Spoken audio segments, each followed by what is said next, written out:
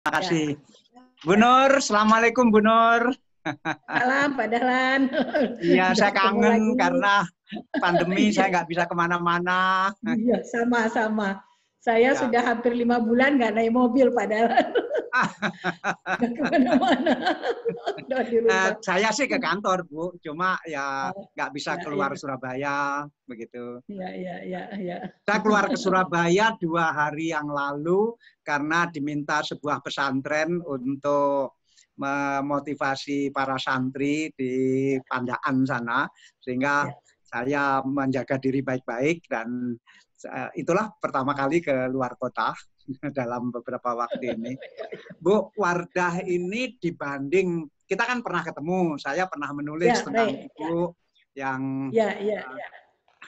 yang kita semua tahu perjalanan Ibu. Saya menulis itu kira-kira sudah ada 6 bulan, Bu.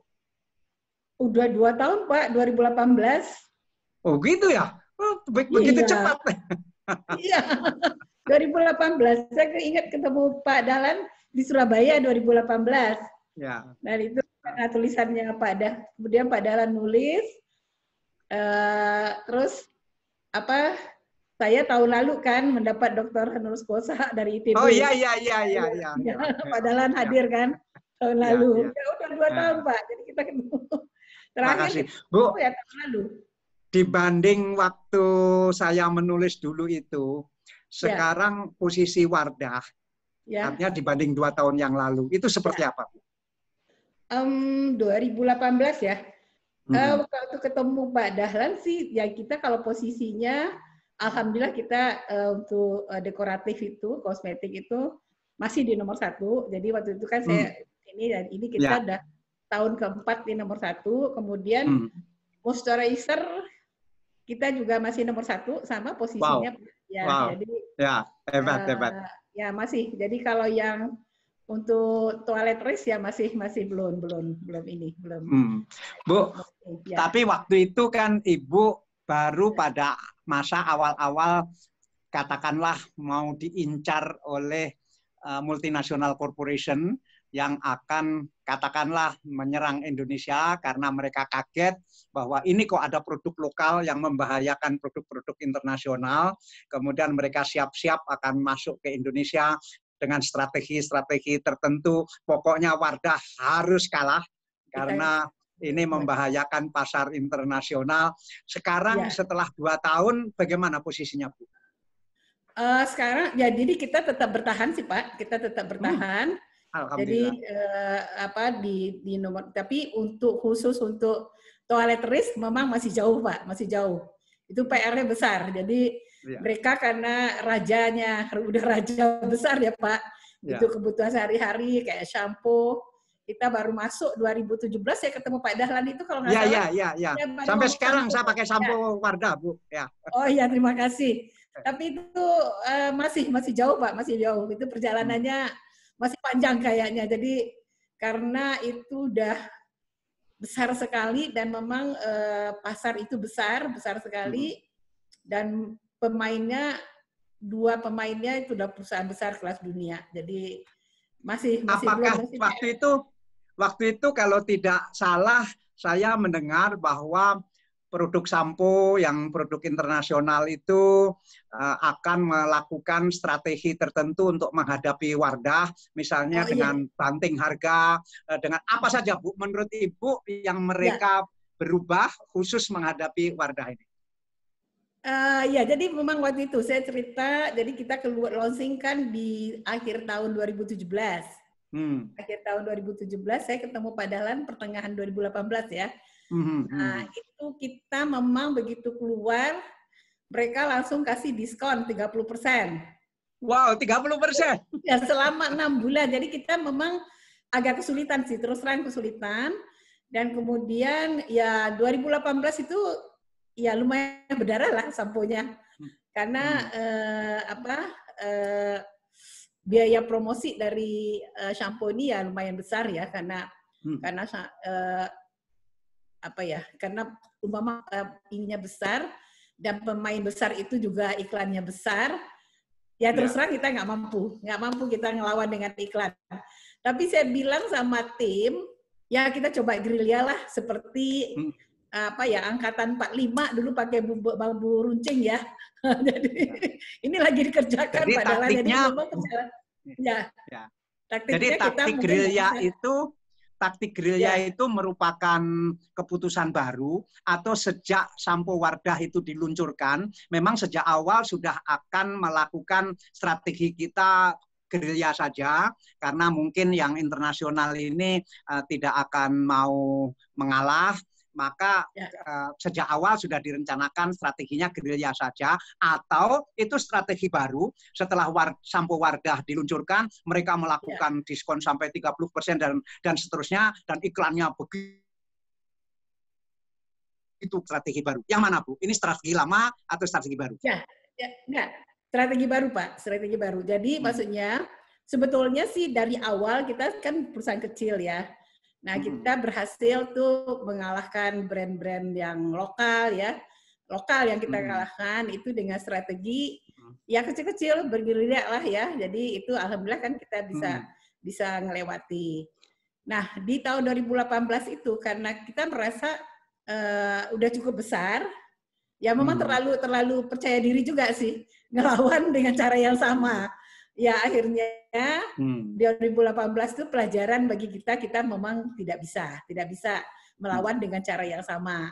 Nah akhirnya ya kita mundur, ya kita iklannya juga daripada kita berdarah-darah terus ya kita mundur, tapi mundur kita jalan terus gitulah. Jadi kan cara dengan strategi baru ya dengan biayanya, ya apalagi sekarang biaya kan kita harus hemat ya Pak.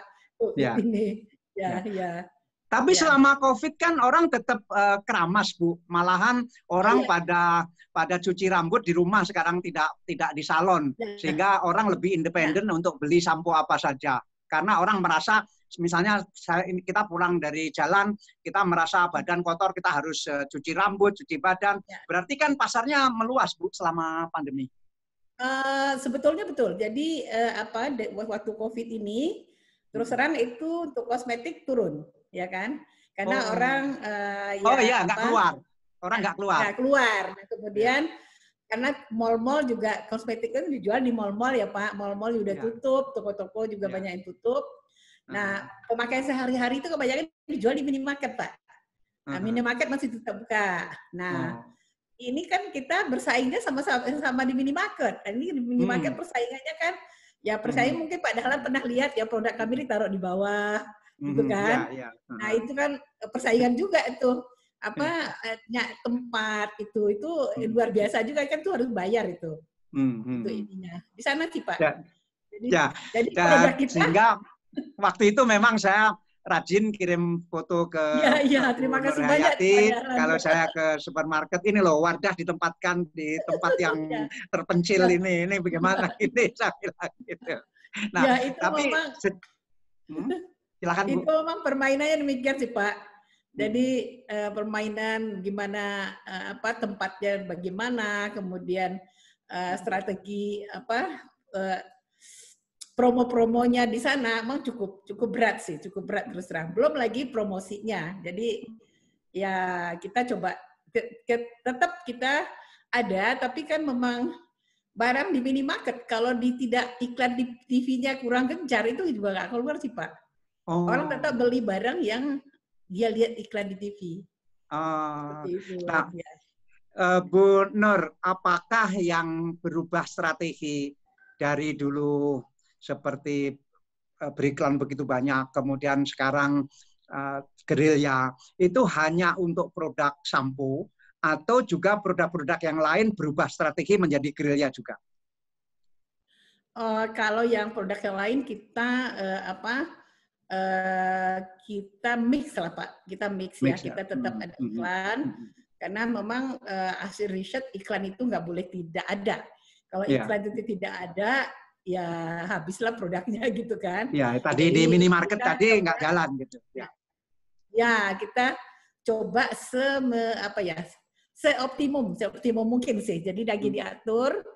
Ya, alhamdulillah Pak, itu April sampai Mei. April Mei itu kan turun ya Pak. Tapi pesaing turunnya lebih dalam. Jadi kita market share-nya masih naik.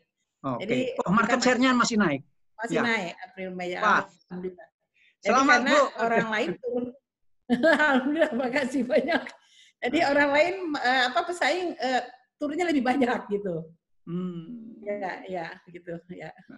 Nah, sekarang apakah selama pandemi tim Ibu ini diapakan ini? Pertama berubah strategi menjadi gerilya untuk sampo. Kemudian yang untuk kosmetik mix antara gerilya dan yang cara yang lama. Bagaimana Ibu mengubah tim dari strategi itu menjadi strategi gerilya? Oh, jadi sebetulnya sih masalah tim ini udah nggak saya ya Pak, anak-anak ya. Saya gitu cuma nonton aja. Saya nonton aja. Jadi yang penting itu selama ini yang kita sampaikan kita harus optimis ya. Jadi begitu COVID mulai itu anak saya nomor 3 kan dokter Pak Dahlan. Wah langsung protokol kesehatan. Jadi sebelum ini protokol kesehatan itu udah kita jalankan. Jadi kesehatan karyawan nomor 1 gitu kan. Terus kemudian ya kita cari optimum lah kesehatan kesehatan karyawan dengan kesehatan kesehatannya perusahaan gitu. Jadi di sana. Jadi ya alhamdulillah jadi tim bergerak. Jadi ini kan kalau untuk gerilya sekarang kan juga terbatas juga ya Pak. Karena gerilya tuh harus ketemu orang kan. COVID ini kan kita juga membatasi ya. Kita juga keselamatan karyawan. Bagi kami itu keselamatan karyawan nomor 1 gitu kan. Nah sekarang dialihkan sebetulnya lagi dipercepat adalah digital transformasi. Jadi penjualan ke online dan kami sudah bentuk juga e-commerce sendiri.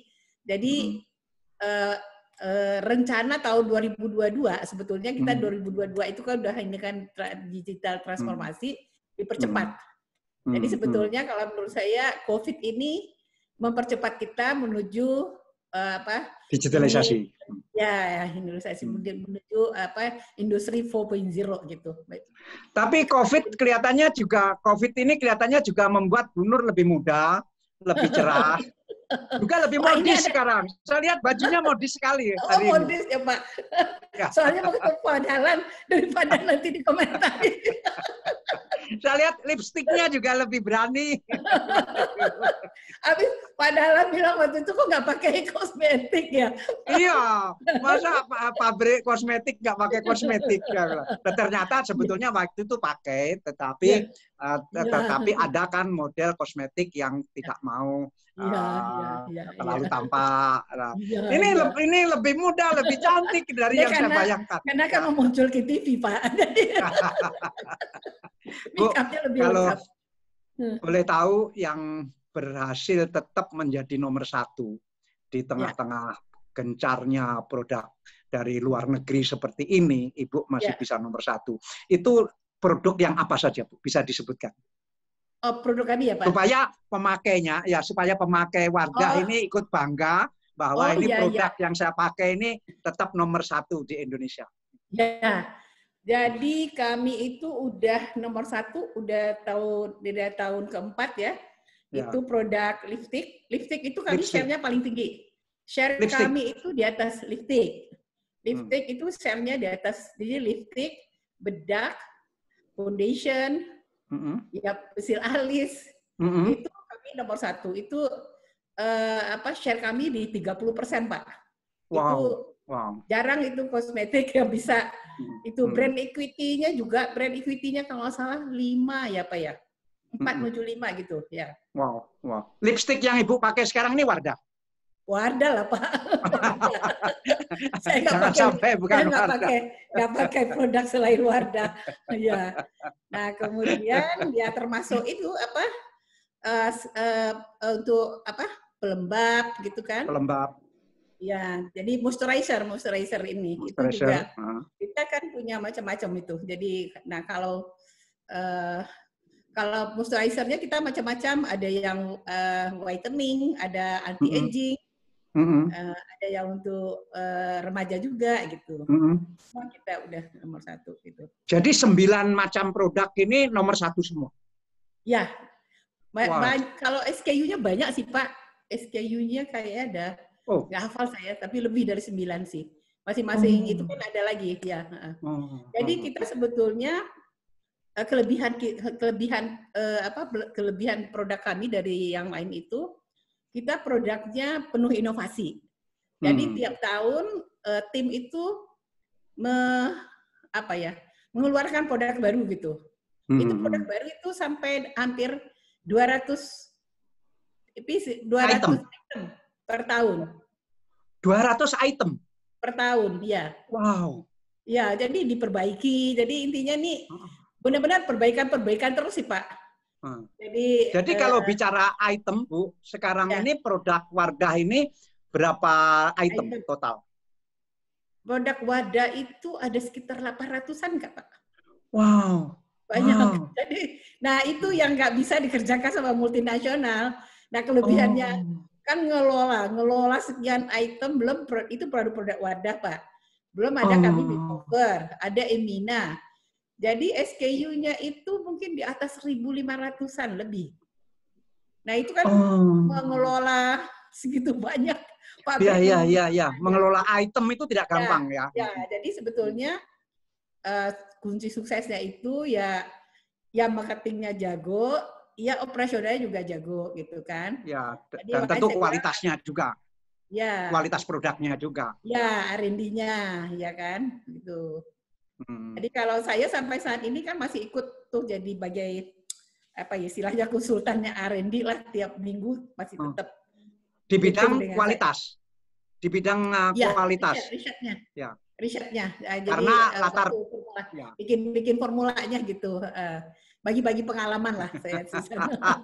Ya, saya kan farmasi, Pak, jadi kayak gitu ya. Ya, itu bisa dilakukan Bu Nur dan tidak bisa dilakukan oleh yang lain karena Bu Nur latar belakangnya adalah farmasi, lulusan ITB, kemudian S2-nya juga farmasi, juga di ITB, dan doktor juga farmasi, juga ITB. Ya. Dan itu yang tidak bisa dilakukan oleh orang lain karena Bu Nur sendiri concern di bidang kualitas dari produk itu. Gitu. Ya, tim kami mungkin tim R&D kami paling besar lah, Pak. Tim kami ada yang ininya juga gedung R&D-nya sendiri. Kami punya R&D center. Itu luasnya 2.000 meter. Jadi kayaknya nggak ada lah lokal yang punya R&D center itu 2.000 meter gitu. Hebat. Ya. Jadi Ibu memang Bu Nur ini memang kualitas prioritaskan sekali R&D ya. Ya, jadi kita itu waktu orasi saya waktu Dr. Haji itu juga begitu. Apa sih? Ya kita diinovasi. Jadi kita sehingga kita bisa membuat produk. Saya juga 2 hari yang lalu diwawancara sama satu majalah dari Singapura. Dia juga bingung kenapa lipstik saya segitu lakunya gitu kan, dipakai sama kalangan atas, middle up juga dipakai sama middle low. Karena apa? Middle up juga nggak malu gitu pakai produk saya karena kualitasnya bagus. Middle low juga pakai. Kenapa? Terjangkau. Karena harganya terjangkau gitu. Ya. Jadi jarang satu produk yang dipakai luas gitu. Ya. Makanya dia juga tanya, kok bisa produk kamu dipakai segitu luas, segitu banyak orang gitu. Produk kami itu laku 6 buah per detik, Pak. sudah dihitung sama saya, itu bisa 6 buah per detik ya. Jadi tiap 6 detik ada yang beli, tiap 6 detik ada yang beli. 6 iya. Itu ada 24 jam loh itu, Pak. Iya. Tidak ada tidurnya. Ya. Iya, betul. Nah, Bu, mungkin kita pengen tahu bahwa kehebatan Wardah sampai menjadi nomor 1 di banyak sekali item tadi. Yang tadi saya 9 itu hanya yang diingat saja, tapi lebih dari 9 itu yang nomor 1. Nah, Bu, perjalanan sejak Wardah didirikan sampai menjadi nomor 1 berapa tahun? Wadah itu kan mulai tahun 95, Pak. Tahun 95 berarti sudah 25 tahun. Nah, tapi Wadah itu baru melejitnya sebetulnya mulai 2010. Ya, jadi istilahnya itu saya tuh sebetulnya kalau kayak nanam pohon tuh saya nanam akarnya. Ya, saya nanam akar selama 15 tahun. Sampai 15 tahun, ya kan? Nah, anak saya sama timnya membesarkan pohonnya gitu sebetulnya. Jadi makanya baru muncul itu, tapi begitu pohonnya karena mungkin pohonnya bibitnya kali ya bagus, ya begitu dikerjakan sama tim, ya alhamdulillah rimbun ya gitu ya. Ya, ya. Ya, seperti itu. Itu momentum tahun 2010 itu momentum anak-anak mulai masuk ke perusahaan. Ya. Sebetulnya anak-anak saya mulai masuk udah dari 2002. Anak saya pertama 2002, anak saya kedua 2003, ya kan? Itu waktu itu kan perusahaan masih kecil. Ya kita merangkak lah bersama-sama. Jadi sebetulnya kan istilahnya itu perusahaan ini bukan karena saya ya, jadi collective leadership lah kita sebetulnya. Kesuksesannya itu bagaimana kolaborasi saya dengan anak-anak, ya, kemudian anak-anak saya dengan tim. Makanya istilahnya kami itu hingga terbentuk corporate startup gitu. Kecepatannya seperti startup, tapi tetap profesional gitu. Nah itu ininya kalau hanya startup kan kadang-kadang jatuh gitu kan. Jadi ini tetap dijaga. Jadi di sana sih. Jadi ya kita bersama-sama membangun titik ininya kan tahun 2009 yang waktu itu pernah cerita Pak Dahlan ya. Ya. 2009 itu tim memperbaiki Wadah. Jadi Wadah waktu zaman saya tuh terus terang memang kurang bagus lah performanya ya. Kemudian diperbaiki. Nah kita relaunching Wadah tahun 2009. Bertepatan itu Hijaber booming.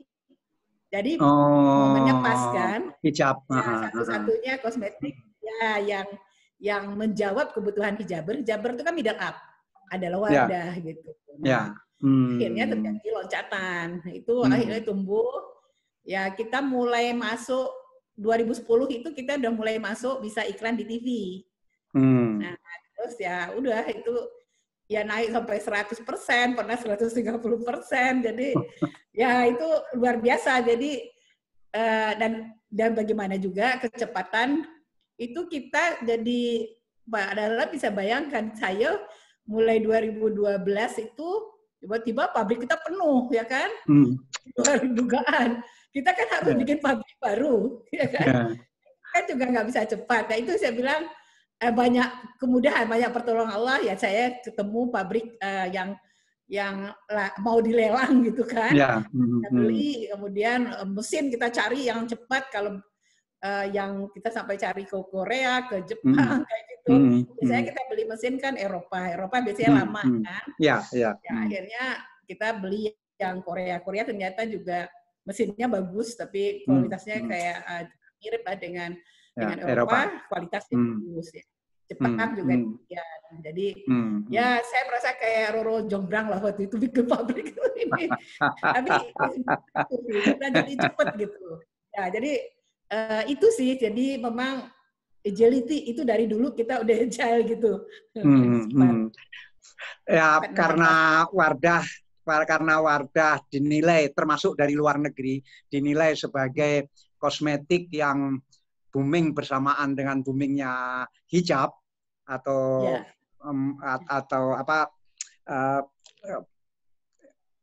jilbab begitu.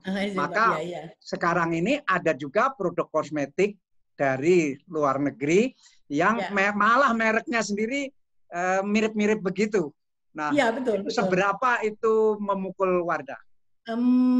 Tadinya kita juga ngeri ya. Wah ini perusahaan besar nih. Dulu kan mereka mau beli kita. Kita nggak mau. Saya ingat. Jadi waktu itu saya juga udah disampaikan ada kenalan saya kerja di sana. Dia bujuk saya kan. Itu perusahaan bagus, jual saja gitu. Terus saya pun nyaman kerja di sana gitu kan.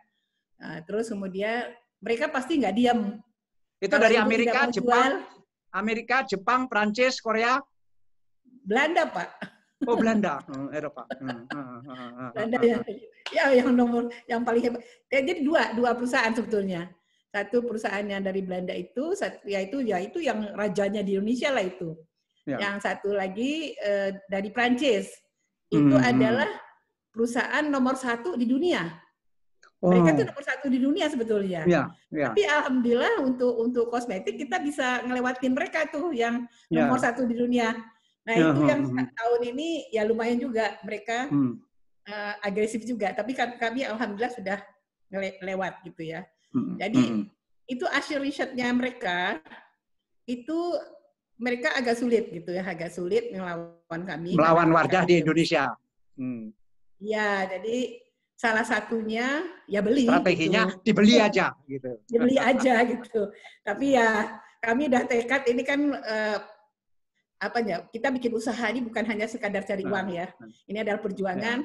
Kalau bangsa Indonesia sebetulnya nggak bisa kalah dengan luar negeri. Jadi makanya saya bikin buku itu bagaimana hidup bermakna itu sih Pak.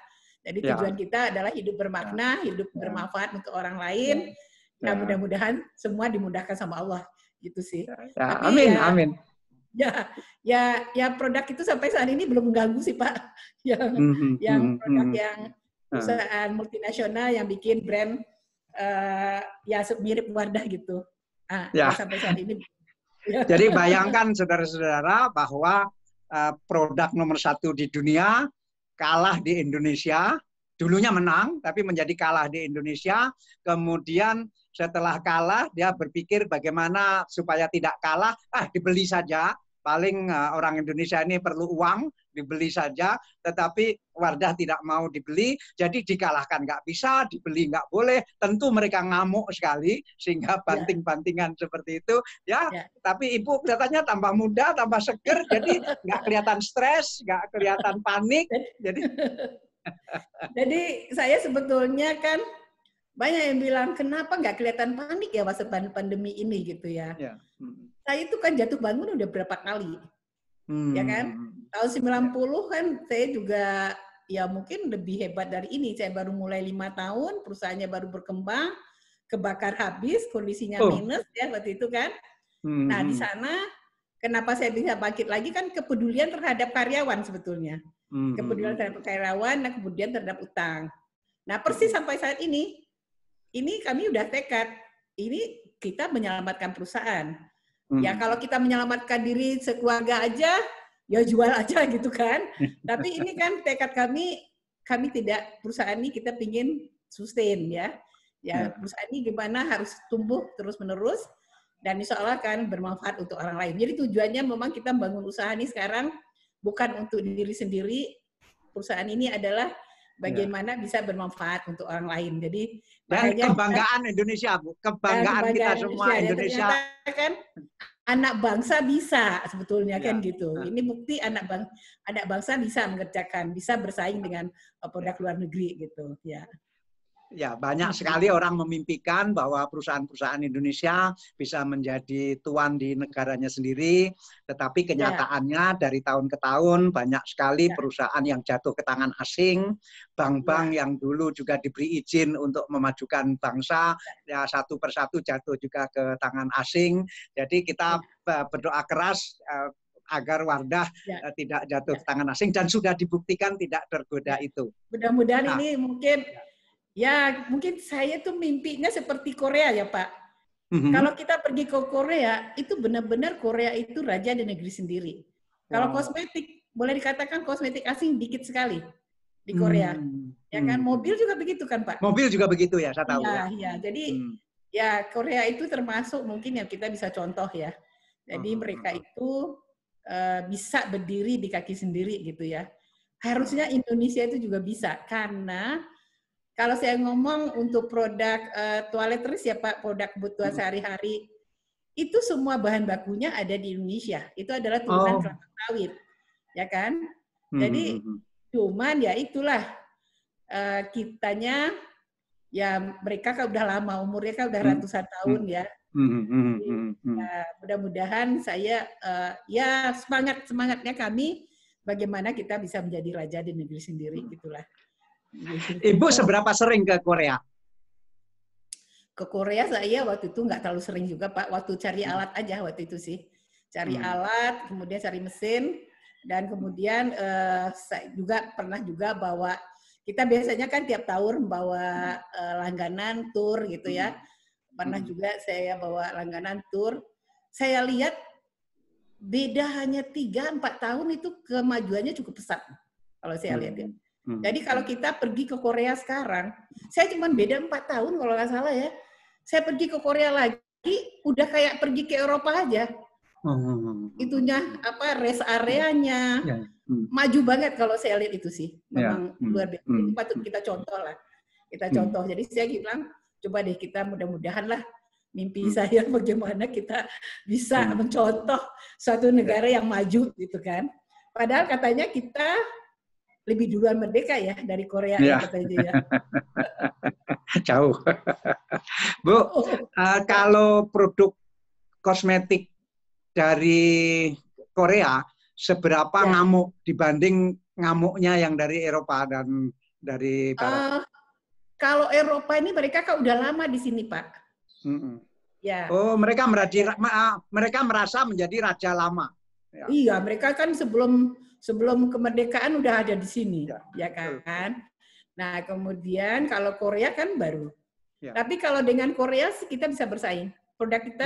Produk kita dalam segi harga lebih murah, dari segi kualitas lebih murah, lebih bagus, lebih bagus. Jadi kayaknya saya sama Korea tuh kita nggak ini, kan juga nggak gitu kelihatan ya Korea, produk Koreanya nggak terlalu. Menurut Bu Nur, seberapa lama kira-kira mereka akan marah terus dan akan banting harga terus dan akan mengincar Wardah terus? Kira-kira ini lari 100 meter atau ini maraton? Kalau yang banting harga itu beda lagi tuh. Yang banting harga itu, jadi kan saing kami ada 2 nih sekarang. Jadi saya itu kan ada dekoratif, ada di perawatan di face care istilahnya, perawatan kulit ya. Kalau yang dekoratif itu yang perusahaan dari Eropa, sama dua-duanya dari Eropa sih. Kalau yang dekoratif itu mereka belum lama masuk Indonesia, baru tahun 90-an, ya kan. Ya kalau menurut saya sih nggak mungkin lah mereka rugi terus ya. Mereka nggak mungkin rugi terus. Jadi ya kita sih COVID ini kita udah sepakati sama tim ya, kita susun strategi bagaimana kita nggak berdarah-darah juga gitu kan. Tetap aja kesehatan semua orang kan di COVID ini cash is the king ya. Jadi kita jangan sampai terpancing juga gitu kan. Ya kita jalan aja dengan cara kita gitu kan. Ya insya Allah sih saya yakin ya bulan Juni, Juli ini udah kelihatan mulai membaik sih Pak ininya. Juni, Juli membaik. April, Mei kan karena ada PSBB ya itu memang turun. Tapi Juni, Juli ini tapi belum pulih sih, belum pulih. Tapi kelihatan Agustus ini minggu pertama ini juga mulai agak ya stabil. Orang juga mulai belum pulih sih Pak, belum pulih, tapi masih pokoknya perusahaan tidak berdarah lah intinya. Tapi orang juga mulai capek tidak cantik Bu. Kan aduh ini udah lama banget tidak cantik ya. Udahlah kita cantik juga tetap penting. Sebetulnya gitu. Sih orang tetap pakai make up, tapi kan orang belanjanya dia belanja ke mall nggak bisa kan. Makanya kita juga lagi mempercepat penjualan offline ke online. Tapi kan konsumen Indonesia kan memang nggak segitu cepat ya berubah menjadi online. Seperti itu. Ibu bisa membaca di layar begitu banyak pertanyaan dari audiens. Ibu sempat lihat, kalau sempat apakah ada yang pengen dijawab, misalnya tentang seberapa banyak Ibu menggunakan fasilitas bank, atau katakanlah pinjaman bank, begitu. Apakah bisa mengatasi? Pinjaman bank, kita nggak punya pinjaman bank, Pak. Sudah 2 tahun. Jadi ini juga yang menyebabkan. Sudah berapa tahun? Jadi bagi saya, maka Pak Dahlan bilang kan, itu mah kebetulan yang diusahakan gitu ya. Saya tuh merasa sering sekali, banyak sekali kebetulan dalam hidup saya gitu kan. 2 tahun yang lalu kita ada training mengenai manajemen risiko perusahaan gitu ya. Nah, yang ngasih training itu menyampaikan, saya kan udah karena perusahaan udah besar ya, kita kan harus hati-hati sekali ya kalau ada apa-apa bagaimana. Saya tanya nih, berapakah kita harus punya tabungan gitu untuk perusahaan. Beliau nyampein waktu itu, ya minimum katanya 6 sampai 12 bulan. Saya bilang, kok bisa sejauh sebanyak itu kita harus punya tabungan gitu kan, dana operasional. Saya ingat betul beliau menyampaikan waktu itu, ya bencana alam, ya pandemi, salah satu dia sampaikan penyakit loh Pak, pandemi loh Pak. Pandemi seperti itu nggak kebayang. Tapi mungkin ada dalam sejarah itu kan ya kayak flu Spanyol berapa tahun gitu kan. Nah mungkin itu, makanya saya waktu itu ya kita makanya waktu COVID ini ya saya langsung finance check kita punya cash ada berapa gitu ya. Alhamdulillah kita dari 2017 pertengahan 2017 itu semua pinjaman kita udah lunaskan. Jadi saya nggak punya pinjaman. Udah mau 3 tahun nih bebas utang sama bank gitu. Nah tapi sejak 2017. Ya pertengahan saya ingat pertengahan 2017. Jadi kita udah bisa kelunasin. Kalau dulu pas cepat banyak lah, ratusan M. Tapi saya rasanya tenang banget, udah nggak punya pinjaman ya. Tapi kita tetap berhemat. Jadi intinya bagaimana perusahaan ini, kalau saya merasa itu, kalau saya memang awasin terus tuh. Dari cash, saya tanya terus cashnya ada berapa gitu. Makanya kita juga waktu awal COVID, dana sisa pun kita tabung. Jadi kita nggak semua habisin, makanya kita bisa nyumbang COVID agak besar karena punya tabungan waktu itu. Iya, saya bilang saya lihat nyumbang sampai 50 miliar lebih ya, Bu ya. 40 ya. Ya gitu. Ya. Nah, itu mungkin Ibu bisa mungkin Ibu bisa minta tolong staf di situ untuk ngeprint pertanyaan-pertanyaan yang masuk sehingga Ibu bisa menjawab pertanyaan-pertanyaan yang kira-kira Ibu pengen jawab. Tetapi saya ingat sekali bahwa dulu Ibu ada pinjaman bank, dan banklah yang mencari Ibu, bukan Ibu yang mencari bank, sehingga kadang-kadang dan banyak sekali orang mengaku bahwa tidak mungkin kita ini keluar dari bank karena bank yang terus mengejar-ngejar kita dengan berbagai fasilitas. Nah, Ibu kan dalam posisi yang dikejar-kejar bank. Ya, jadi gini, yang waktu itu saya cerita itu tahun 90 sih Pak, tahun 90 waktu saya kebakar. Waktu saya kebakar itu, saya selama waktu mulai bikin usaha sampai tahun 90 saya nggak pernah pinjam uang bank. Karena sampai kebakaran nih pabrik itu. Kecil ya kan. Saya sangat takut lah untuk minjam uang bank itu. Jadi, tahun 90 itu karena kondisinya minus dan kebetulan, makanya saya bilang sering kebetulan dan kebetulan ada kebijakan BI waktu itu supaya 20% kredit dikasih ke perusahaan kecil. Nah, ada yang ngasih tahu saya waktu itu, coba aja, karena kondisi waktu itu kalau saya nggak pinjam uang ke bank, ya udah susah untuk bangkit ya, karena posisinya minus. Kenapa minus? Dan kebakarannya agak total gitu Bu ya? Habis Pak, habis. Jadi betul-betul habis, sudah rata. Nah itu faktur juga kebakar. Nah toko-toko kadang-kadang, ya biasalah kalau faktur ada aja kadang-kadang susah bayar, apalagi faktur udah kebakar kan. Jadi sedang kan saya punya utang gitu, jadi kondisinya minus. Nah itu yang saya rasakan banyak pertolongan Allah karena waktu itu ada kebijakan BI, jadi saya coba pinjem. Saya minta sebetulnya 50 juta. Banknya bilang 150 juta aja Bu katanya. Nah padahal jaminan saya ingat saya waktu itu lagi bangun pabrik ya, baru bikin fondasi luas 1.500. Ya saya beli tanahnya 26 juta, saya ingat waktu itu. 26 juta. Ibu jujur sekali. Saya tuh takut utang sih Pak sebetulnya. Terus saya bilang itu saya punya fondasi ya mungkin kira-kira 50 juta lah. Saya punya 50 juta. Enggak apa-apa, Ibu kan lagi bangun. Nanti bangunan itu menjadi jaminan. Bangunannya belum berapa kan bisa, ya udah pinjam aja 150.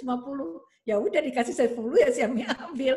Ya alhamdulillah itu tidak sampai 1 tahun saya bisa bangun pabrik, saya bisa bangun rumah waktu itu. Nah itu yang saya lihat dalam perjalanan saya banyak pertolongan Allah gitu. Makanya saya tulis tuh ya 5 karakter itu dengan kita ketuhanan, kepedulian, insya Allah banyak kemudahan gitu. Jadi, nah setelah itu masih ada pinjaman bank lagi, Bu? Oh terus habis itu saya jadi ketagihan pinjam. Jadi pinjam 150 karena perusahaannya kan berkembang terus Pak. Ya, alhamdulillah perusahaannya berkembang. Jadi saya pinjam sampai terakhir saya minjem 2016 terakhir itu karena kita beli pabrik kan kita karena berkembang kan bangun pabrik. Bangun pabrik kan perlu uang ya kan, ya minjem lagi. Saya sempat punya pinjaman 375M kalau nggak salah.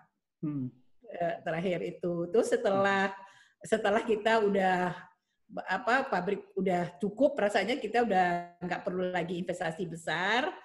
Dan kita punya uang, akhirnya pelan-pelan kita lunasi.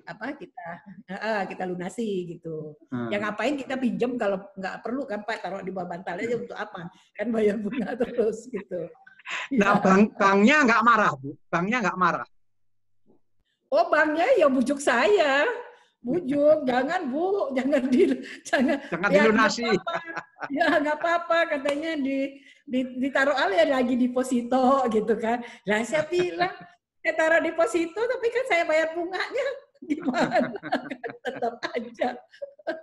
Ibu, Bu Nur, Ibu Nur nggak mau lagi pinjaman bank itu karena masalah ketenangan jiwa atau karena masalah syariat. Artinya ini kan ada gerakan masyarakat tanpa riba. Itu karena Bu Nur tidak mau riba atau karena Bu Nur mau usaha ini lebih kokoh kalau tidak punya pinjaman. Yang mana Bu Nur? Kalau saya sebetulnya pinjaman kita lunasi karena kita nggak perlu lagi pinjaman. Oh, oke. Ya ngapain kita minjam gitu kan? Jadi karena tidak ada kebutuhan. Jadi karena kita nggak ada intinya banyak juga nanya kan, kenapa nggak IPO gitu? Iya. Ya kan? Saya juga mau tanya itu nanti. Ya, kenapa saya nggak IPO? Lah saya nggak perlu uang, berarti kan IPO saya jual perusahaan saya sebagian kan.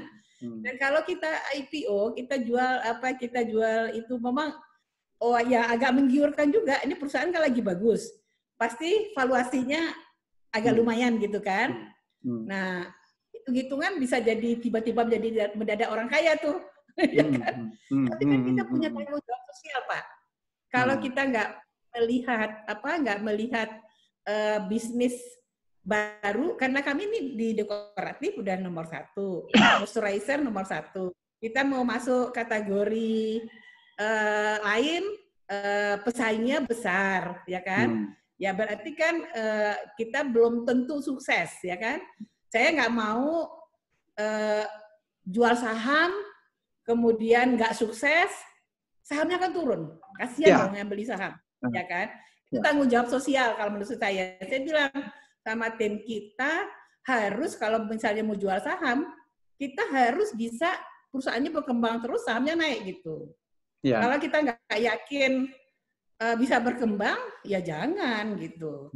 Itu sih Pak, sebetulnya banyak motif IPO, Bu. Biasanya ada orang mau IPO atau mau go public itu karena untuk melunasi utang atau mengurangi utang. Ada juga untuk ekspansi. Ada juga untuk dimainkan, sengaja dimainkan untuk main-main dalam pengertian bisa mengeruk uang dari pasar modal. Tapi bisa juga untuk perencanaan yang sangat tricky, misalnya kelak digoreng-goreng sahamnya dan seterusnya.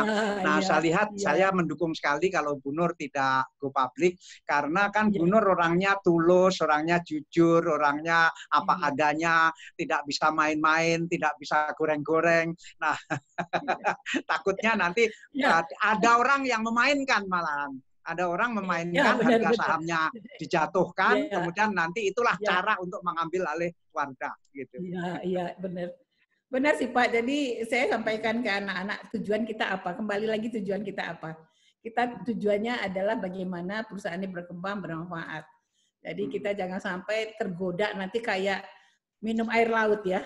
Tidak pernah habisnya. Jadi saya sampaikan ke anak-anak jangan sampai. Jadi nanti menjadi apa? Crazy rate gitu kan. Jadi kan duitnya nggak jelas mau apa. Saya bilang begitu. Ya udah kita bagaimana hidup bermakna. Ini mohon doa supaya anak-anak dan cucu-cucu saya konsisten dengan ini. Kita udah bikin family konstitusi ya kan. Bagaimana tujuan kita, bagaimana hidup bermakna. Jadi tahun ini kita juga sampaikan tahun ini adalah tahun Paragon kita 35 tahun nih Pak tahun ini. Adalah Paragon bermakna. Makanya ini hari ini Bu Nur yang ulang tahun atau Paragon yang ulang tahun? Oh, tahun 28 Februari kemarin kita Paragon bermakna. Ya, 28 Februari kan Pak. Kita canangkan Paragon bermakna. Jadi saya sampaikan sama tim, kita sering sampaikan, saya juga sampaikan ke tim, bagaimana jatuh bangun perusahaan ini alhamdulillah banyak kemudahan dari Allah. Saya bilang ini kemungkinan ya karena kita banyak peduli terhadap orang lain. Mungkin doa orang banyak lah kita jadi sehingga pekerjaan kita dimudahkan kan gitu. Nah, 28 Februari tanggal 13 Covid meningkat. Jadi momennya pas gitu kan Pak. Tahun bermakna ya kita dikasih kesempatan memberi kepedulian gitu kan itu ya. Jadi balik lagi saya merasa perjalanan ini ya banyak momen-momen yang pas ya kalau dalam Islam kan tidak ada kejadian tanpa seizin Allah. Ya walaupun sebetulnya memang keberuntungan itu didapat dari mana? Tidak dapat kita hanya dari doa kan? Karena kita bergerak terus, jalan terus, ikhtiar terus sehingga ada peluang kita bisa tangkap. Betul kan begitu. Jadi, makanya dulu kombinasi. Itu saudara-saudara, itu dulu yang saya pernah sampaikan ke Bu Nur. Bu Nur ini kan selalu karena mungkin pengen bersyukur, pengen menyatakan syukur. Sering Bu Nur ini mengatakan semua loncatan-loncatan tadi adalah karena rezeki dari Allah, karena kebetulan, karena mendapat rahmat dari Allah. Selalu Bu Nur mengatakan begitu. Mungkin karena pengen menyatakan rasa syukurnya. Saya juga mendukung itu. Tetapi jangan sampai kita semua yang lain-lain itu hanya menunggu kebetulan-kebetulan. Oh ya, Bu Nur hebat karena kan kebetulan. Nah, saya nggak bisa hebat kan karena saya nggak menemukan kebetulan. Jangan sampai berpikir begitu karena menurut pandangan saya kebetulan-kebetulan yang disampaikan Bu Nur tadi bukan kebetulan 100%. Dalam istilah saya adalah itu kebetulan yang diusahakan. Bukan kebetulan yang datang tiba-tiba. Ya, saya misalnya dulu pernah punya wartawan yang sering saya pakai contoh. Kemudian dia menghasilkan foto, yang foto itu menjadi juara dunia, yaitu foto supporter sepak bola naik truk penuh sekali, kemudian truknya itu nggoling, foto orang-orangnya panik semua dan itu difoto. Kemudian foto itu juara dunia. Nah, yang fotografnya mengatakan bahwa ya kebetulan. Kemudian para orang yang cemburu juga mengatakan itu kan kebetulan. Dia motret pas kebetulan truknya nggoling. Nah, saya tidak begitu.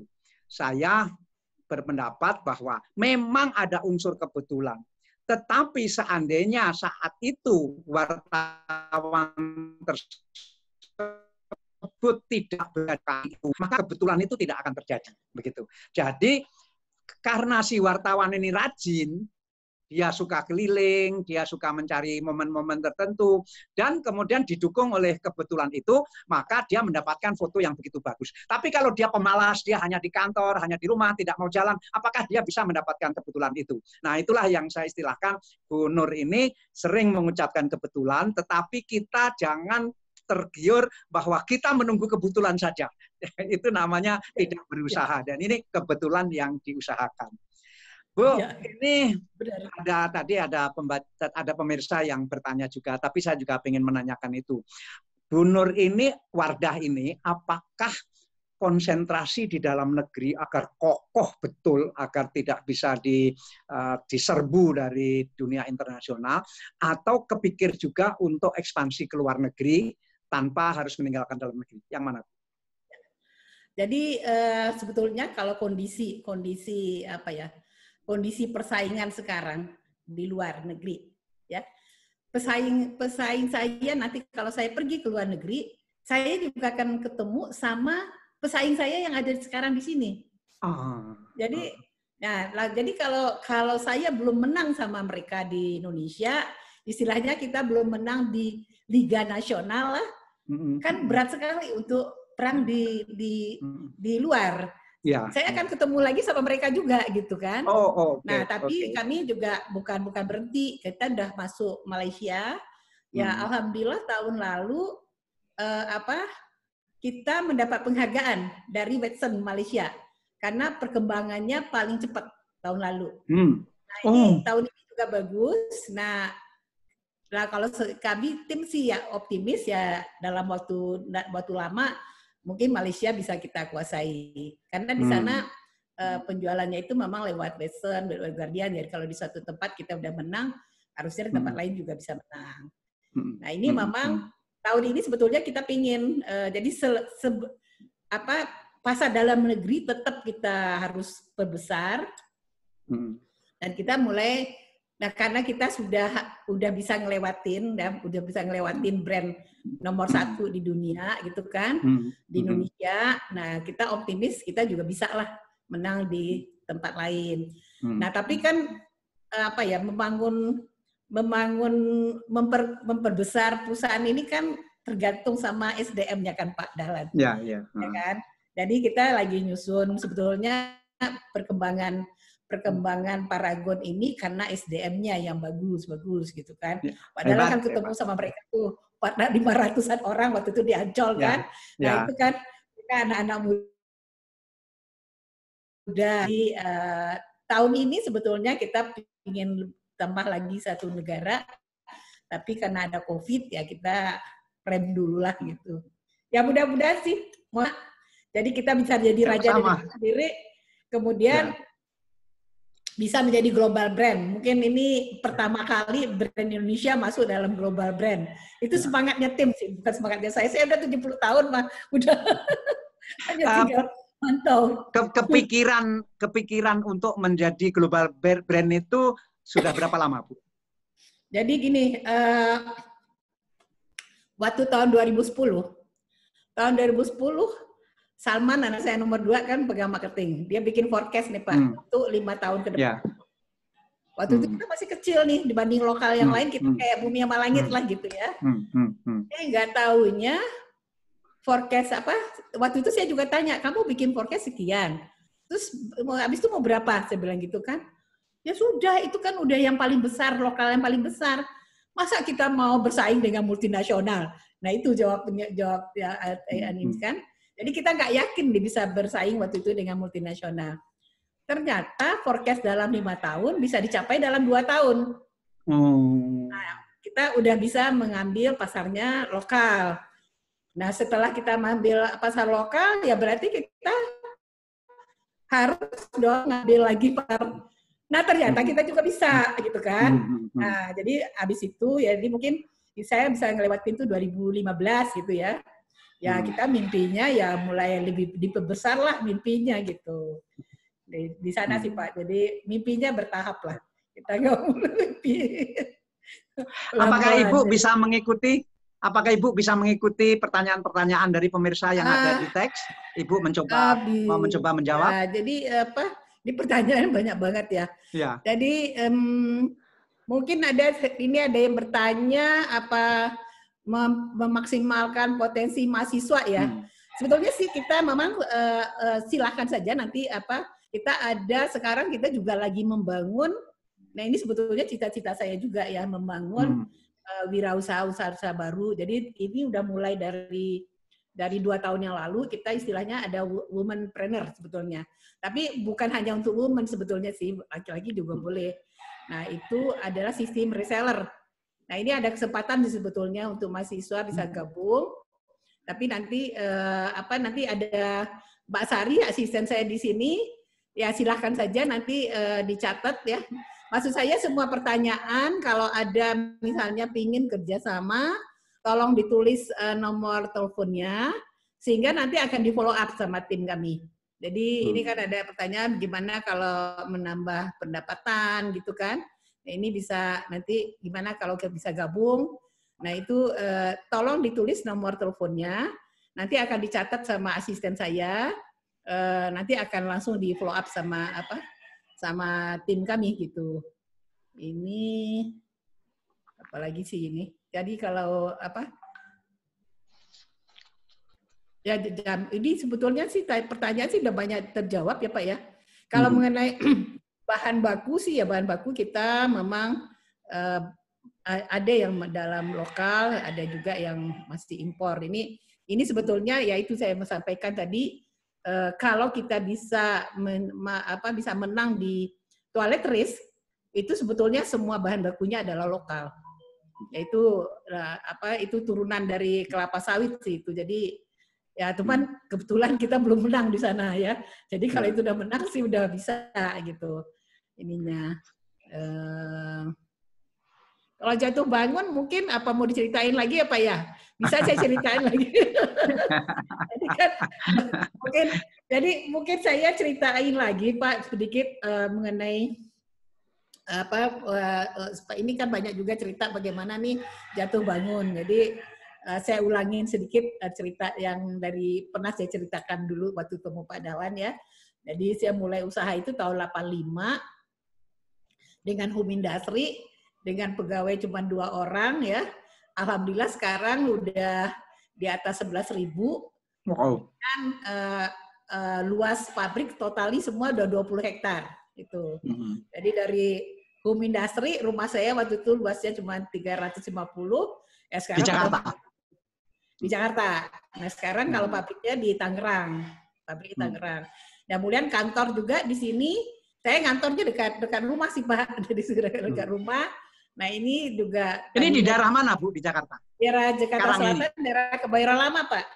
Daerah Kebayoran Lama. Dan ini dulu pinggir ya, tapi alhamdulillah sekarang udah menjadi di tengah gitu. Karena diapit antara 2 jalan tol gitu. Dan kami kantor juga di sini. Nah ini yang saya rasakan juga hikmahnya ada aja. Saya merasa tuh ada aja keberuntungan gitu ya Pak ya. Kita di sini kan berkembang jadi bikin kantor banyak rumah-rumah yang orang pensiun jual gitu ya. Jadi tadinya 350 meter, sekarang udah 2 hektar. Jadi kita punya kantor juga ada 7 lokasi, tapi dekat-dekat. Dekat-dekat. Jadi dengan COVID ini kan lebih aman 7 lokasi, nggak satu tempat ini ya. Ya, tidak terkonsentrasi. Ya, tidak terkonsentrasi. Kemudian kami juga ada mes untuk ini. Ada mes untuk yang single ada, untuk yang double ada, untuk yang couple juga ada. Dan sekarang jadi mereka kerja di rumah juga work from home itu juga nyaman gitu, alhamdulillah. Jadi ya alhamdulillah sih kantor sih terlindungilah dari COVID gitu ya. Jadi seperti itu. Jadi saya dimulai dari kecil dan kemudian tahun 90 itu kebakaran minus, saya merasakan ada pertolongan Allah ya, dapat pinjaman bisa bangkit lagi. Tahun 95 saya kedatangan tamu dari Hidayatullah. Nah sebetulnya wadah ini idenya dari pesantren Hidayatullah bukan dari saya. Jadi makanya kita perlu Nah itu pun tidak sukses sebetulnya 95 itu. Karena dijual ke pesantren, santri nggak pakai kosmetik, kan begitu. Jadi gagal sebetulnya. Jadi tahun 95 itu sebetulnya gagal, ya kan? Bagi saya coba lagi, saya iklan di harian terbit. Harian nggak terlalu terkenal kan Pak ya? Tapi karena harganya murah, makanya saya iklan di sana. Dan itu malah saya dapat 2 distributor di situ. Nanti yang bertanya ini ada lewat multi level. Memang saya waktu itu supply multi level Pak. Saya supply multi level. Jadi sebetulnya waktu awal tuh saya banyak B2B. Jadi kita hanya membuat orang lain jual. Nah tahun 98 kan ada krisis ekonomi, ya kan banyak pengangguran. Akhirnya banyak yang gabung dengan multi level. Akhirnya saya naik. Saya tahun 98 itu malah bangun pabrik kedua. Jadi istilahnya lagi Krismon, saya alhamdulillah Jayamon. Saya bikin pabrik kedua waktu 98. Jadi kita bisa ngelewatin krisis tahun 98. Nah, tahun 2002 anak saya pertama mulai masuk. Anak 2003 anak saya kedua mulai masuk. Kita gabung bersama-sama membangun usaha ini. Nah, kemudian mulai dijual bukan hanya ke direct selling, jadi bukan hanya B2B. Jadi kita jual ke toko-toko. Nah, itu anak saya kerja keras lah, mereka membangun tadinya toko-toko, anak saya ingat banget menawarkan di ke toko di Pasar Atom Surabaya, pada nggak ada yang mau gitu waktu itu.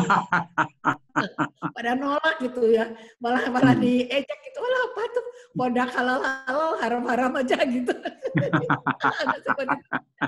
Tapi bagi kita makanya dicoba terus, diperbaiki. Nah, 2009 diperbaiki, launching wadah.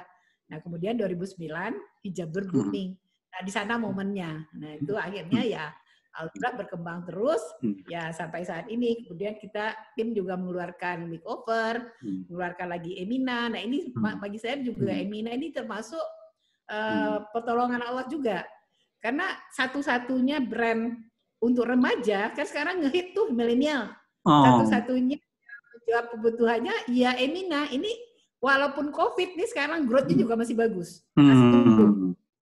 Yang khusus yang brand saya yang ketiga itu. Jadi ya di sana kemudian dalam 3 tahunan ini juga kan perusahaan udah besar sekali ya. Besar sekali. Besar sekali. Kita juga sebetulnya terus terang agak kewalahan juga tuh.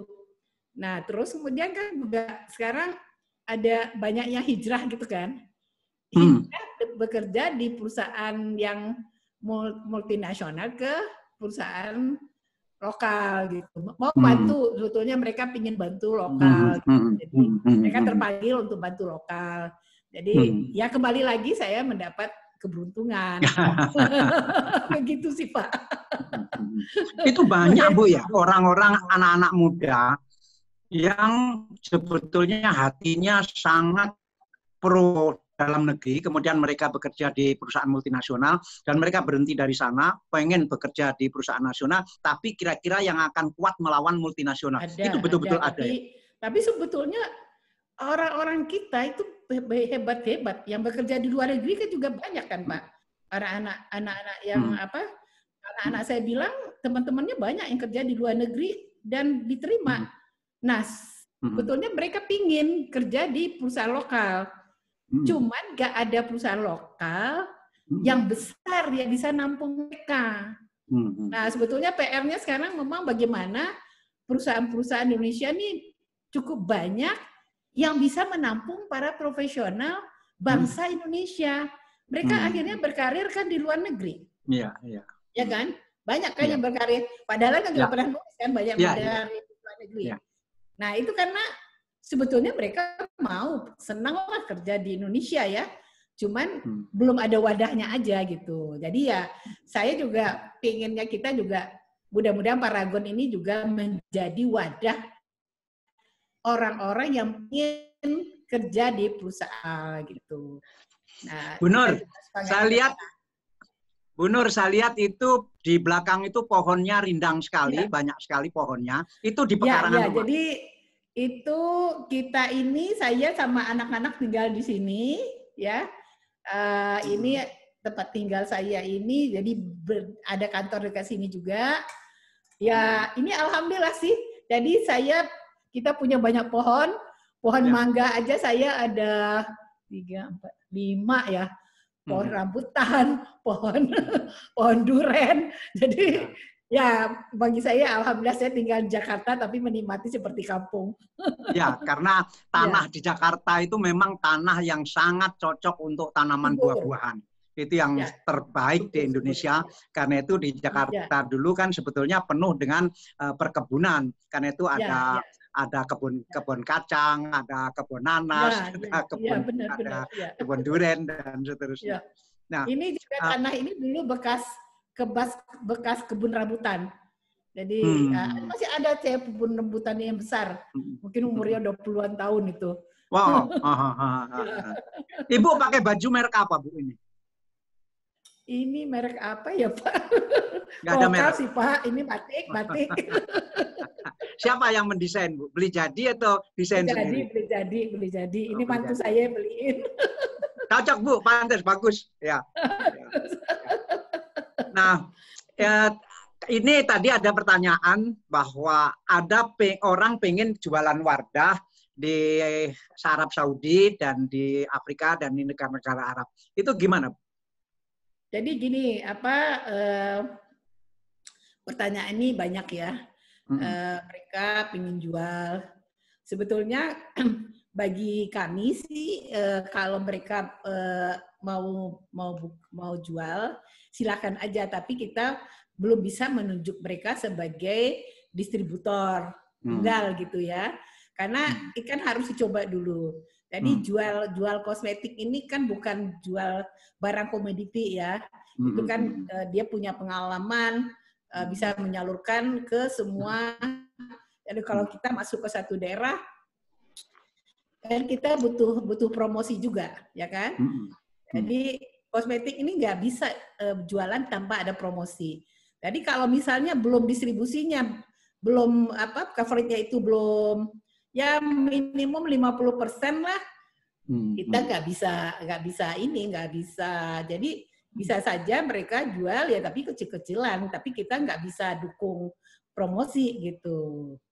Ya, jadi harus yang ya biasa berapa kali waktu itu ada yang minta tapi belum punya pengalaman, dan kami pengen juga yang menjual barang kami itu dia memang untung gitu, jangan sampai nyoba-nyoba. Nah, nanti kan rugi, ya kan? Kita nggak pengen jual barang kita, orang rugi, gitu loh Pak, sebetulnya. Tapi kalau ini, makanya maksudnya kalau ada pertanyaan mau jual apa-apa, tolong ditulis saja nomor teleponnya, nanti akan dicatat sama asisten saya, nanti akan dikontak. Jadi kalau pertanyaan-pertanyaan untuk jualan, karena saya nggak kompeten juga di sana, nanti biar bagian marketing kita ya akan gitu. Jadi Ibu Nur ini sekarang di struktur perusahaan Paragon, PT Paragon, itu Ibu Nur menjabat apa sekarang? Nah, ini kita alhamdulillah tuh tahun lalu kita udah mulai udah terjadi suksesi gitu ya. Jadi saya Oktober tahun lalu saya menjadi komisaris utama, ya kan. Kami juga membentuk holding, jadi bentuk struktur. Nah, kita juga dibimbing tuh sama kita bikin pemilih konstitusi, ya kita bikin GCG. Nah, saya sekarang menjadi komisaris utama. Anak saya pertama menjadi CEO-nya holding. Anak saya yang kedua menjadi CEO Paragon ini. Jadi ini nanti holding kan untuk mau ekspansi segala macam seperti itu sih. Saya komisaris untuk dua-duanya. Boleh tahu nama holdingnya Pak?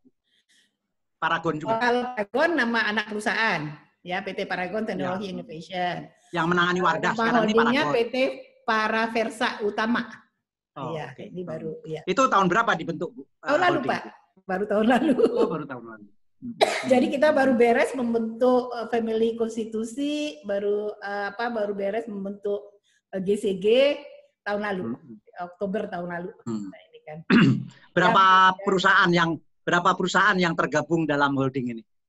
Ini baru mulai ya Pak. Jadi kita baru yang mulai ini kan baru PT Paragon ini yang untuk kosmetiknya. Kemudian kita sudah bikin juga untuk logistik PT Parama. Ya, baru 2 itu sih Pak. Ya, mungkin ada 1 lagi nanti untuk ngurusin baru 3 kalau nggak salah sih. Kita ya hati-hati. Pak Barkah suami jadi apa? Suami komisaris sama mas saya. Berdua. Berdua ya. Hebat ini keluarga Bu Nur ini luar biasa.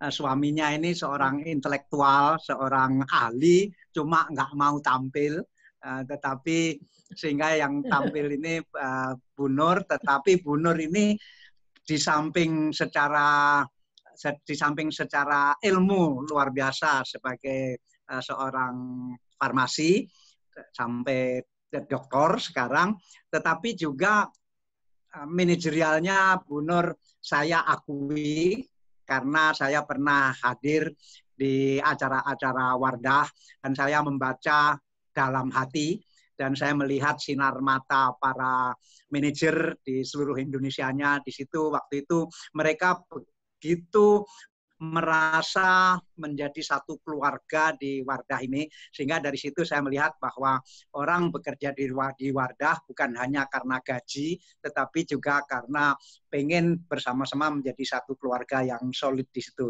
Itu kelihatannya. Kemudian jadi suaminya ITB, istrinya ITB, anak pertamanya ITB, anak ketiganya ITB, hanya anak kedua yang UI ya, Bu ya. Anak ketiga yang UI Pak, anak kedua ITB. Oh, anak kedua ITB. Dokter anak ketiga, ya dokter. Oh ya dokter anak ketiga itu UI. Ya. Ini keluarga besar ITB yang sangat sukses. Ada lagi pertanyaan Bu yang pengen dijawab? Tadi ada yang tanya kiat-kiat membangun usaha gitu ya Pak ya. Kalau saya sih kiat membangun usaha itu kata kuncinya cuma 2 aja, mau dan bisa gitu. Ada kemauan dan bisa. Jadi sering sekali kan kalau saya lihat itu orang bikin usaha dia nggak paham dengan usahanya gitu, ya kan? Nah kalau saya waktu bikin usaha kan memang saya mengerti bikin kosmetik itu. Jadi jangan sampai sama sekali kita bikin usaha yang kita nggak paham tuh. Ya balik lagi kalau bagi saya ya kunci suksesnya itu ya mudah-mudahan yaitu 5 karakter itu tadi ya ketuhanan, ya kan, kepedulian, kerendahan hati. Maksudnya kerendahan hati kan kita jangan sombong gitu. Jadi kita harus belajar terus-menerus. Ini yang saya sampaikan terus sama tim. Jangan sampai kita lengah gitu ya. Oh udah nomor 1 nih, udah saya sering sampaikan juga pada beauty advisor itu kita jangan lengah, jangan sampai dulu kita rayu-rayu konsumen, kemudian produknya udah laku, tuh kita cuekin aja konsumennya gitu ya.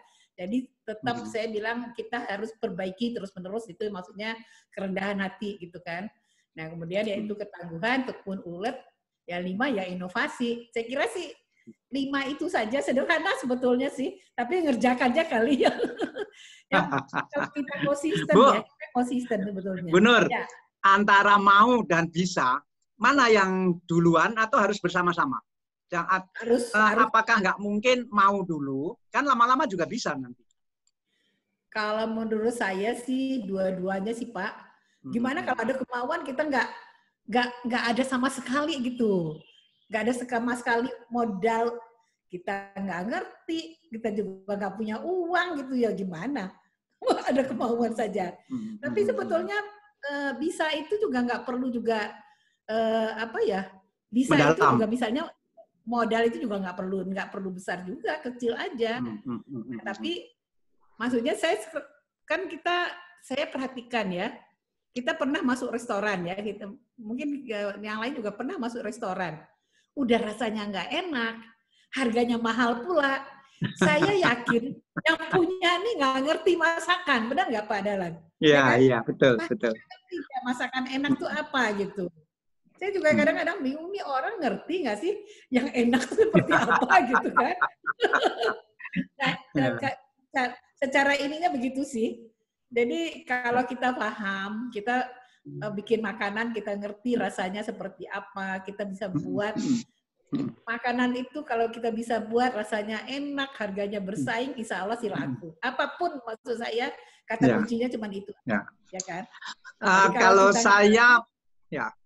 Kalau saya mungkin antara mau dan bisa, mau dulu Bu. Cuma kalau seperti Bu Nur, mau dan bisa sekaligus, itu lebih cepat. Tapi kan banyak orang juga nggak punya latar belakang yang seperti Bu Nur. Tapi kalau kemauannya keras, itu bisa muncul belakangan. Cuma memang akan lebih lambat, tetapi kan bisa juga begitu. Nah, tapi kalau bisa ya memang mau dan bisa itu akan segera. Bu Nur, pernah nggak terpikir bahwa untuk memperbesar Wardah itu menggunakan strategi perusahaan-perusahaan asing, yaitu cepat-cepat mengakuisisi banyak banyak perusahaan-perusahaan domestik kecil. Tadi ada pertanyaan seperti itu. Oh gitu ya. Atau mengembangkan sendiri dari Wardah lah, terus dikembangkan, atau lewat cara, apakah pernah kepikir begitu atau tidak? Pernah sih, pernah kepikir. Jadi kan sekarang banyak tuh yang startup ya, ada indie brand gitu kan. Tapi kami belum menemukan, maksudnya sekarang kan banyak sekali startup divaluasi tinggi sekali gitu, ya kan? Ya. Overvalue. Ya, jadi karena lihat Gojek, divaluasi sekian gitu kan. Jadi baru jualan sekian, kalau mau jual perusahaannya, udah dikali-kaliin berapa puluh kali gitu kan. Jadi kami melihat begitu, ya mendingan bikin sendiri gitu kan. Tapi ada keinginan demikian kalau memang harganya sesuai sebetulnya. Saya juga pingin sih Pak Dahlan, misalnya ada perusahaan kecil, mereka itu memang punya punya kapasitas besar misalnya kan, tapi mereka tidak punya modal misalnya kan, atau mereka tidak pingin dibimbing. Saya sih pingin sekali sebetulnya, tapi belum menemukan saja. Sering sekali kan orang dikasih ini kalau saya lihat tuh kadang-kadang saya berapa kali kok banyak yang nggak jujur gitu. Ya kurang menjaga, mungkin nggak jujur, bukan nggak tanggung jawab gitu. Sering sekali saya berapa kali bantu orang kok nggak tanggung jawab gitu. Jadi nanti alasannya macam-macam, yang ketipu lah, yang inilah. Makanya saya sering bilang, saya kebakaran aja saya bayar utang, saya bilang. Apalagi kalau masalah, pasti dia udah tahu dong, berarti kan nggak hati-hati kan. Kalau sampai ketipu, sampai ini kan nggak hati-hati. Jadi saya pingin sih membina-bina UKM gitu, tapi ya belum nemu sih, Kalau ada, saya senang sekali. Wah, dikembangkan jadi besar gitu kan, ya. Saya betul-betul satu ide dan satu hati dalam hal ini dengan Bu Nur. Karena misalnya 2 minggu yang lalu saya juga kedatangan anak-anak muda yang menemukan bisnis baru. Menurut saya bagus, tetapi belum sudah mengatakan bahwa saya menawarkan saham 20%, tetapi sekian miliar begitu, 20% sekian miliar, tetapi 20% itu nggak punya hak suara, misalnya begitu. Untuk apa? Seperti itu. Sehingga benar. Tapi ya sekarang anak-anak muda ketularan, apakah Gojek, apakah startup yang lain, pikirannya seperti itu. Ya, betul, saya bilang saya ini orang kuno, saya ini orang lama, saya ini orang tua yang tidak terlalu pengen lagi mengembangkan perusahaan. Tapi kalau belum Anda sudah ngomong begitu ya, saya langsung bilang nggak mau, bilang begitu. Benar. Jadi karena budaya instan ya, banyak kan begitu, inginnya instan. Padahal dia lihat Wardah tuh kayak baru gitu. Perusahaannya udah 35 tahun gitu kan. Bukan baru, tapi baru melejit 10 tahun ini gitu. Tapi yang dilihat kan 10 tahun saja. Ya kan? Ya, kita nggak lihat bangunnya dari awal gitu. Memang banyak sekali orang yang melihat Wardah itu Wardah sekarang, tidak melihat susahnya 5 tahun pertama, terutama biasanya yang susah-susah itu kan 5 tahun pertama. Bagaimana betul. Harus sulit itu kan taunya Wardah sekarang enak, sehingga orang maunya jumping langsung ke yang Ini Ibu, ada yang bertanya membangun bisnis, family business ya. Nah, makanya maksud saya itu memang padahal mungkin juga bisa pengalaman ya untuk family business, pasti adalah duri-durinya pasti ada ya kan. Seperti perbedaan karakter pasti berbeda pendapat. Tapi supaya perusahaan itu family business itu sustain, kita harus punya satu tujuan. Makanya kami punya satu tujuan, bagaimana hidup bermakna, bagaimana kita bermanfaat untuk masyarakat. Tujuannya kan sama. Jadi kalau ada perbedaan-perbedaan, karena tujuannya ada sama, nah itu insya Allah sih bisa dibereskan gitu. Itu sih. kalau pengalaman kami. Dan kemudian kalau memang ini ya kita cari konsultan, kita cari mediator. Bu Nur, apakah cucu-cucu nanti juga harus masuk ITB? Ya kita sih nggak arahkan demikian juga sih Pak, mana yang mereka ini. Jadi kalau dulu memang suami saya ya usahakan masuk perguruan tinggi yang bagus lah sebetulnya sih. Kalau yang teknik kan memang ITB yang paling bagus. Nah kalau untuk Ibu ini kan orang Padang. Ya. Tetapi kenapa bisa kuliah di ITB? Oh gini ceritanya. Kenapa kuliah di ITB ya Pak? Jadi ya. sebetulnya saya cerita, saya itu anak keempat dari 8 bersaudara. Nah ini yang saya merasakan sebetulnya itu inspirasi dari, saya merasakan orang tua saya itu orang yang luar biasa gitu ya. Di Padang? Di Padang. Jadi ini, saya kan anak keempat. Memang bapak saya itu termasuk pedagang yang sukses. Dan beliau juga ketua Muhammadiyah Padang Panjang di Sumbar.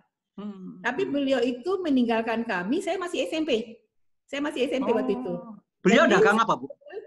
Kenapa? Dagang apa, Ayah? Bapak saya itu pedagang macam-macam sih, pedagang hasil bumi. Jadi pedagang antara Padang dan Medan. Jadi tiap minggu beliau ke Medan. Terakhir itu menjadi distributor rokok sebetulnya sih tahun 60-an itu kan. Nah, terus kemudian bapak saya meninggal, jadi kan adik saya yang paling kecil tuh baru umur 6 tahun ya. Nah, beliau itu saya melihat itu beliau itu adalah seorang yang visioner ya. Tahun 60-an itu beliau udah menyampaikan IPTAK dan IPTEK pada kami. Jadi saya itu kita perempuan masuk ke pesantren. Jadi saya nih SMP-nya di pesantren Dinda Putri Pak. Jadi saya sebetulnya lulusan pesantren. Kemudian baru masuk SMA IPTEK-nya. Nah itu apa? Jadi orang tua saya itu punya cita-cita gitu ya anaknya. SMA-nya masih di Padang. Kenapa? SMA-nya masih di Padang. SMA-nya masih di Padang. Nah kemudian kan bapak saya meninggal, saya masih kecil-kecil. Yang saya rasakan ibu saya tuh.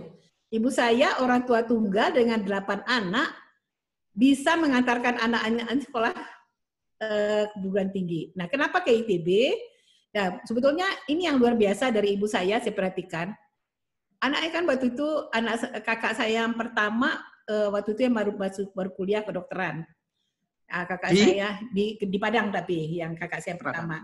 Terus kakak saya yang kedua, baru SMA, saya ingatnya itu kan, ini. Waktu itu kakak saya yang kedua, yang di atas saya, laki-laki, itu banyak teman-teman bapak saya bilang, udahlah nggak usah disekolahkan, jadi pedagang aja. Saya ajarin nih dagang ke Singapura gitu, dulu kan ekspor impor tuh ya. Tapi ibu saya bilang, anak saya mau sekolahkan. Jadi ibu saya itu, nah kenapa di ITB, saya juga nggak tahu, mungkin kakak saya waktu itu tanya-tanya ya sama saudara-saudara, akhir kakak saya ke ITB. Jadi yang pertama kakak saya nomor 2 ke ITB, kakak saya nomor 2 juga ke ITB. Ya akhirnya saya ya ikut-ikut ke sana. Wah, ITB hebat. Kita 6 orang. Dari 8 orang, 6 orang lulusan ITB. Apa ada mesin, elektro, segala macam? Enggak terlalu banyak jurusan. Jadi adik saya farmasi. Kemudian di teknik sipil 3 orang teknik sipil. Kenapa? Sama biasanya kan gini Pak. Kenapa milih jurusan yang sama? Kita kan ya namanya anak yatim pastilah terbatas ya ininya ya. Hemat buku. Hemat buku benar. Jadi bisa diturunkan begitu. Jadi ya begitu sih. Ya benar gitu. Hemat buku benar. Jadi nggak usah beli buku lagi. Waktu ayah meninggal, yang meneruskan dagang siapa? Waktu itu sempat diterusin sama ibu saya sebentar. Tapi ya ibu saya dengan 8 anak ya mungkin juga terbatas. Jadi sehingga saya mungkin cuma sampai 2 atau 3 tahun. Habis itu ya kita, ya alhamdulillah bapak saya meninggalkan ada properti ya, ada toko atau apa yang kita sewa-sewakan. Jadi ibu saya jadi akhirnya kita hidup dari sewa-sewa kayak gitu sih Pak. Alhamdulillah waktu zaman saya kuliah kan biaya kuliah itu nggak mahal ya, nggak mahal. Terus kemudian kita tinggal bersama-sama, ngontrak satu rumah kecil bersama-sama. Di Bandung? Kecil sekali, di Bandung, dan dekat dari kampus, jadi biayanya nggak terlalu mahal. Jadi kan biaya makan, saya makan di Sumbar, makan di Bandung kan sama aja, ya kan? Dan sekolahnya juga nggak murah. Jadi akhirnya kita pindah semua sekeluarga ke Bandung, kayak gitu. Ya. Adik yang lulusan farmasi ITB, apakah join ke Wardah? Oh, itu adik saya itu udah almarhumah, Pak. Jadi minta maaf. Ya, jadi adik saya itu waktu itu ikut suaminya lama di Amerika. Jadi nggak ada keluarga adik-adik saya, kakak saya tidak ada yang gabung. Tidak ada yang ikut Wardah ya? Nggak ada. Mereka jadi dosen kebanyakan. Ya. Ibu lebih lancar mana? Bahasa Minang atau bahasa Sunda? Bahasa Minang lah Pak, bahasa Sunda sampai sekarang nggak bisa. Hanya paling, kan saya cuma kuliah di Bandung. Paling ya sekadar itu belajar sabaraha gitu kan. Bu, terima kasih Bu ya, kita sudah join sekian lama di acara ini. Selamat Wardah, tetap bisa bertahan nomor 1 di banyak sekali item dan masih harus berjuang bagaimana sampo-nya Wardah juga bisa menyusul nomor 1. Saya pakai sampo Wardah karena saya pengen Wardah di bidang sampo juga nomor 1. Mudah-mudahan nih seluruh rakyat Indonesia mau memang membeli produk bahasa Indonesia. Ini ya kayak Jepang, kayak Korea, dia sangat bangga dengan produknya sendiri, dan ini menunjukkan kualitas kita juga tidak kalah gitu ya. Ini adalah karya anak bangsa gitu ya. Kita itu semua karyawan saya itu lulusan kita udah ada 1000-an orang yang gabung sarjana ya. Itu semua adalah lulusan dalam negeri. Jadi ini sebetulnya semua ini hasil dari tim gitu ya. Jadi bukan hasil dari saya sebetulnya, tapi mereka itu orang yang luar biasa. Jadi kata kuncinya sebetulnya, saya balik lagi kalau ada yang bertanya, kata kuncinya sukses ini adalah bagaimana kita kolaborasi antara senior dan junior sebetulnya gitu. Sehingga terbentuk, yang tadi saya bilang terbentuk corporate startup. Jadi kecepatannya seperti startup, tapi tetap profesional gitu. Jadi milenial itu memang orang yang energik ya dan kreatif ya. Jadi dengan ini ya di kami itu memang semua karyawan itu diberi kesempatan mengeluarkan semua potensinya, demikian. Jadi ya alhamdulillah milenial katanya kutu loncat ya. Tapi di kami alhamdulillah milenialnya loyal gitu, karena mereka merasa ini kekeluargaan gitu ya. Jadi kata kuncinya juga begitu sih, bagaimana kita kekeluargaan, bagaimana kita menjaga SDM.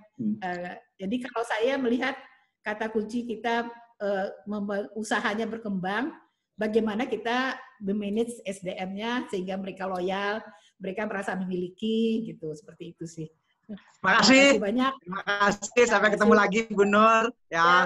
Terima kasih Pak Joko Intarto yang mengorganisir ini dengan jakaternya. Baik Pak. Bisa inspirasi.